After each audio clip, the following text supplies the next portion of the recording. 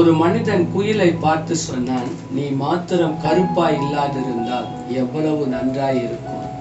கடலை பார்த்து சொன்னான், நீ உப்பாக இல்லாதிருந்தால் எவ்வளவு நன்றாய் இருக்கும்.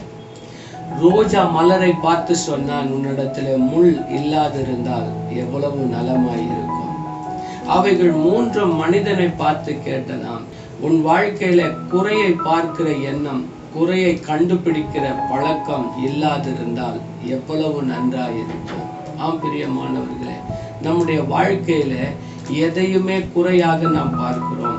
யோபு 1:22 வாசித்தால், யோபு தேவனை பற்றி குறை சொல்லவும் இல்லை. நம்முடைய வாழ்க்கையில ஒரு நாளும் ஆண்டவரை குறை சொல்லாதிருப்போம். நம் தேவனை குறை சொல்லாதிருப்போம் என்றால் மற்ற மனிதர்களையும் குறை சொல்ல மாட்டோம். நிறைவையே நாம் பார்த்து மகிழ்வோம், குறைவை மறப்போம். God bless you.